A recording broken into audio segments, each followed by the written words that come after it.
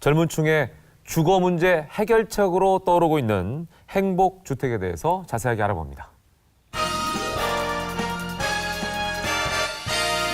행복주택, 이름을 참 잘 지은 것 같아요. 네, 맞습니다. 말만 들어도 좀 희망적이고 생기가 넘치고 그야말로 좀 행복해지는 느낌이 듭니다. 네, 그래서 오늘 이 행복주택에 대해서 함께 자세한 얘기 나눠주실 분들 모셔봤거든요. 네. 안녕하세요.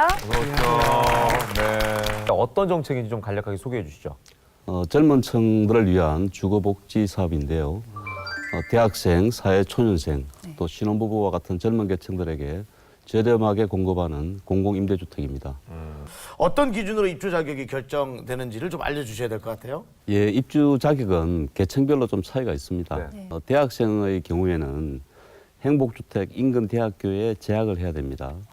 그리고 본인과 부모 소득 합계가 도시근로자 평균 소득 이하여야만 가능합니다. 그리고 신혼부부 같은 경우에는 그 행복주택 인근 직장에 다녀야 되는데요. 직장을 다니면서 결혼 5년 이내여야만 가능합니다. 그리고 이제 본인 소득이 도시근로자 평균 소득 이하여야만 가능한 거죠. 부부 맞벌이일 경우. 부부 맞벌이인 경우에는 도시근로자 평균 소득의 120%까지 인정을 해주고 있습니다. 도시근로자 평균 소득이면 대충 어느 정도죠? 15년 경우, 그 금년 경우에는요, 도시근로자 평균 소득이 473만 원이 되겠습니다. 그 이제 행복주택 입주 자격에 해당되는지 여부가 상당히 국민 여러분들께 궁금한 사항이 될 겁니다. 네. 그래서 스스로 이렇게 자가 진단해 볼 수 있는 그 시스템을 개발해서 서비스를 하고 있는데요. 행복주택 홈페이지에 들어가셔서 자가 진단 서비스 버튼을 눌러서 클릭 몇 번만 하면 확인이 가능합니다. 그걸 이용하시면 많은 도움이 될 것 같습니다. 네네. 이게 이제 굉장히 좋은 제도인 것 같은데 어쨌든 이게 넓게 보면 임대주택의 하나인 거죠. 그렇죠. 근데 우리나라에서 임대주택하면 또 걱정이 되는 것이 지역 주민들 결사반대. 네. 이런 거 맞아. 지으려고 하면 또 젊은 계층들이 유입을 하면 결국 이제 소비 계층이기 때문에 지역 경제도 활성화될 수 있고요. 그래서 그런 긍정적 측면을 설명회 통해서 이제 적극 홍보를 하고 있습니다. 그럼으로써 이제 공감대를 형성하는 것이 중요하다 보고요. 입지 선정할 때 사실 이제 지역에서 조금 예민하게 반응을 합니다. 네. 그러면은 그 해당 지자체와 사실 충분히 협의를 하면서 네.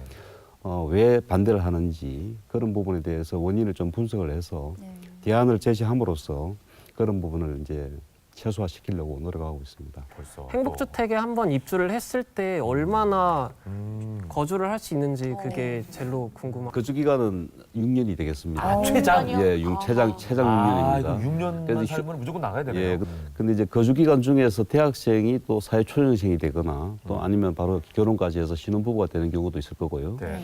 또 직장을 사회초년생으로 다니다가 또 신혼부부가 되는 경우도 있습니다. 네네. 그런 경우에는 4년을 더 플러스해서 최장 10년까지 있을 수 있게 됩니다. 행복주택 부지 선정을 어떤 기준이 할 것이냐. 이거 정말 사실 애매할 것 같아요. 네. 어떻습니까? 그 국유지를 활용하는 경우가 있고요. 또 공유지를 활용하는 경우가 있고, 그리고 이제 주거 환경 개선 사업으로 해서 하는 형이 있고요. 뭐 도시 활력 증진 사업 연계형이 있고, 또 산업 단지에도 이게 또 들어갑니다. 그리고 지방 공사가 이제 보유하고 있는 토지에도 이제 활용을 하고요. 행복주택의 집 평수가 어느 정도인지 궁금합니다. 오. 전용 면적 16에서 29제곱미터. 그 평수로 치면은 5평에서 9평 정도 수준입니다. 그리고 신혼부부용은 이제 부부가 있고 또 자녀까지 있는 경우가 있기 때문에 네. 그런 경우에는 전용 면적 36에서 45제곱미터. 그러니까 평수로 따지면 11평에서 14평 정도 수준이 됩니다. 요즘 암과 심장질환 등 4대 중증질환의 보장성 강화 계획들이 시행되면서 환자들의 의료비 부담이 줄고 있는데요. 특히 돈 먹는 하마 역할을 했던 비급여 부분을 건강보험 급여권으로 끌어올린다는 소식은 환자들에게 아주 희소식으로 전해지고 있습니다. 네, 맞습니다. 이 모든 질환이 사실 그렇겠지만요. 오래도록 치료가 필요하고 또 입원을 해야 하는 환자들에게 있어서 과도한 의료비가 참 부담이 많이 될 겁니다. 네. 이 정부의 건강보험 강화 정책으로 그 부담을 덜게 된다면 참 좋을 것 같습니다. 네, 오늘 공감통의 주인공, 이 소식이 반갑고 또 어떻게 도움을 받을 수 있을지 궁금해서 찾아왔다고 하는데요. 저는 26살이 된 서주연이라고 합니다. 반갑습니다. 평범한 삶을 살고 있던 제가 25 작년에 갑작스럽게 배가 아파서 찾아갔던 병원에서 암 진단을 받게 되었어요. 뭐 어리다면 어린 나이인데 사실 몸이 아프다기보다는 마음이 더 아팠던 일이었고요. 갑작스럽게 이제 찾아오게 되면 정신적인 부분이나 경제적인 부분에 있어서 부담감이 많이 생기는데 4대 중증 질환 보장 강화 정책, 다소 좀 어려운 단어, 좀 생소한 내용이기 때문에 저도 잘 몰랐던 걸 이번에 알게 되었어요. 제가 아프면서 관심을 많이 갖게 되었는데요. 그저 맥락만 짚어낼 뿐이던 암이나 또는 중증 질환들에 관해서 저도 미처 알지 못했던 부분들을 오늘 저와 여러분들 모두 함께 알아가는 자리가 되었으면 좋겠습니다. 네, 감사합니다. 어서 오십시오. 네, 반갑습니다. 아유, 이렇게 뵈니까 굉장히 상큼하고 발랄한 느낌이셔서 어디가 아프신 분이라는 생각은 전혀 안 드는데, 그죠? 예, 그런 또 아픔이 있으셨네요. 자, 정부의 4대 중증질환 보장성 강화에 대해서 자세히 알아보도록 하겠습니다. 국민건강보험공단 급여보장실 보장평가부의 김태용 부장께서도 함께하고 계십니다. 어서 오십시오. 반갑습니다. 반갑습니다. 반갑습니다. 네, 저희가 요즘 TV나 신문을 보면요, 이 4대 중증 질환 보장성 강화 얘기가 상당히 많이 나옵니다. 어떤 질환들이 속하는 건가요? 예, 그 4대 중증 질환에는 그 여러분들이 다 알고 있다시피 그 사망 원인 1위인 암, 네. 심장 질환, 그다음에 뇌혈관 질환, 네. 그다음에 그 루게닉 병 등과 같은 그 희귀난치성 질환을 말하는데요. 네. 2012년 기준으로 약 160만 명의 많은 환우들이 이 질환으로 그 진료를 받고 있는 상황입니다. 저는 이제 아버지가 그 대장암 4기로 이제 투병하셨거든요. 항암할 때 한 번 갈 때마다 뭐 40만 원, 50만 원 뭐 이렇게 드니까 굉장히 그게 부담이 많이 됐거든요. 그럼 지금 보장을 확대하신다는 건데 어떻게 확대가 되면 어떤 그 혜택을 더 받게 되는지 이게 좀 구체적으로 궁금하거든요. 예.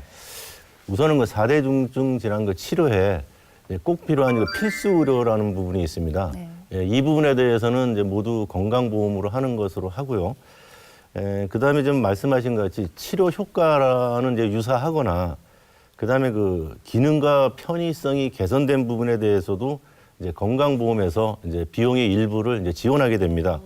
결국에 이 사업이 끝나게 되면은 거의 모든 비급여와 그 신규로 이제 진입하는 그 최신 의료 행위까지에 대해서도 어느 정도 그 건강보험을 지원하게 됩니다. 저는 근데 다행스럽게도 전이가 되지 않는 암이어서요. 그래서 항암 치료만 받고 있는데 보통 난소암 환자 같은 경우에는 표적 치료제가 좀 중요하다고 하더라고요. 근데 그런 상황에서 다른 암에 비해서 난소암이 건강보험이 적용되는 게 이제 제한적이라고 알고 있거든요. 그래서 이제 치료비가 좀 만만치 않다고 하는데 실질적인 좀 도움을 주기 위해서 개선이 될지 않아야 할까 그런 생각이 드네요. 예, 맞습니다. 그 비급여 부분이 이제 가장 많은 문제가 되고 있는데요. 환자분들이 그 바라는 바가 큰 의료 행위에 대해서도 저희들은 그 선별급여라는 이제 용어를 쓰는데 그러함으로써 이제 본인 부담금을 좀 차등 적용하는 이러한 방법으로 이제 지금 급여화해 나가고 있습니다. 그러면 이제 그의 질환에 대해서는 그 2017년부터 이제 보험을 확대할 예정에 있고요. 저희 여러분들이 잘 알고 계신 특진비로 알고 계시는 그 선택진료비라든가 그 상급 병실료에 대해서는 이미 작년 2014년부터 그 건강보험을 확대하고 있고요.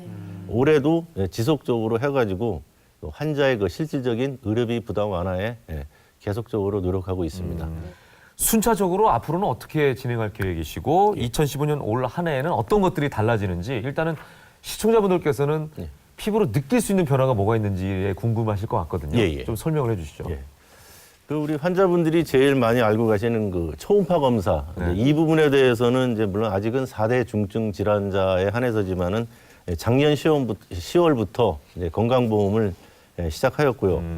2014년도에는 그 항암제, 희귀난치 질환 치료제 등 그 고가의 약제 및 그 캡슐 내시경 검사 등 약 100여 개 항목에 대하여 건강보험을 확대했습니다. 특히 이제 제도 시행 3년 차인 올해 2015년도에는 그 자카비정 등 고가의 항암제 및 희귀난치성 질환 치료제, 그 앙고시티, 유방 재건술 등 검사와 수술, 치료 재료 약 203개 항목에 대해서 급여 확대를 계획하고 있습니다. 그러니까 특히 그 골수 섬유화증에 사용된 항암제인 그 자카비정의 경우에는 월 한 600만 원의 그 비용이 들어가던 것이 약 17만 원으로 본인 부담금이 많이 줄었다 할 수 있겠습니다. 오늘의 주제는요. 비타민 A, B, C도 아닌 D입니다. 네. 비타민 D. 예, 비타민 D 결핍을 겪는 분들이 많다고 하는데 과연 우리 몸에 비타민 D는 어떤 역할을 하고 결핍이 되면 어떤 현상이 나타나는지 자세히 살펴보도록 하겠습니다. 네, 비타민 D에 대해서 알려주실 두 분 모셨습니다. 네. 안녕하세요. 어서 오십시오. 반갑습니다. 네.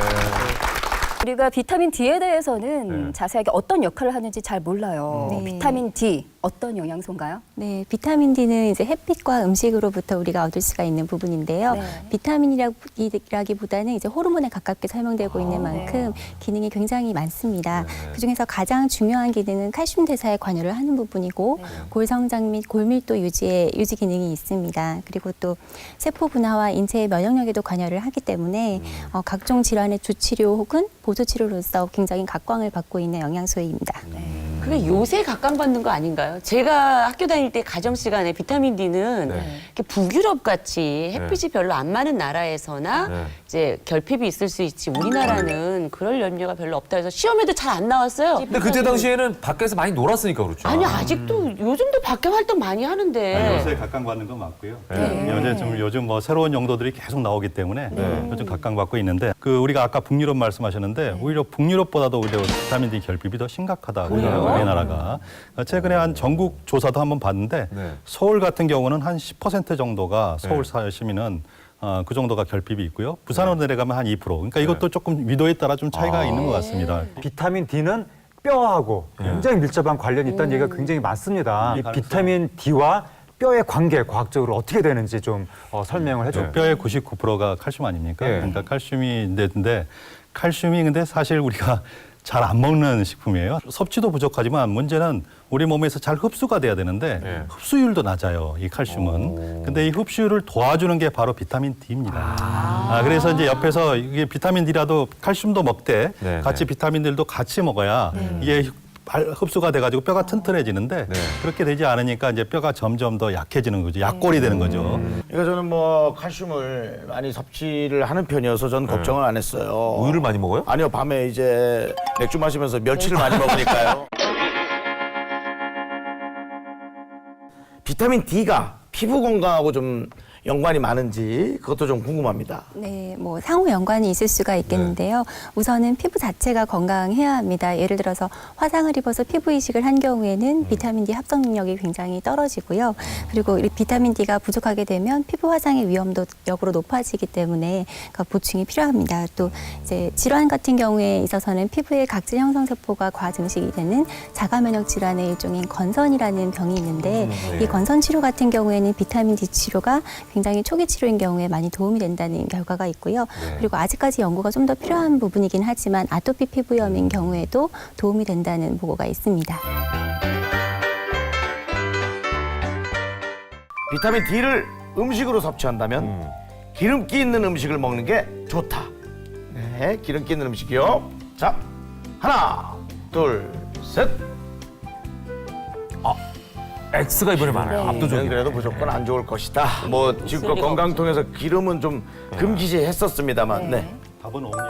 오요? 기름이 또 필요해요. 기름이 필요해요. 그 이유는 뭐냐면 그 우리가 일반적으로 그 아까 A, B, C, D, E, F, G 쭉 하셨잖아요. 근데 그 중에서 우리가 배운 게 비타민 B하고 C는 이게 수용성이잖아요. 물에 녹기 때문에 그래서 이제 조금 많이 먹어도 소변으로 다 빠져나가니까 문제가 없는데 A, D, E, K 뭐 이런 건 다 지용성이거든요. 지금 말씀하신 게 지용성 아닙니까? 비타민 D는 지용성 물질이라고요. 지용성 물질이라고 하는 것은 다시 말해서 지방에 녹는 물질이기 때문에 그래서 지방하고 같이 먹게 되면 그만큼 몸에서 흡수가 더 잘 됩니다.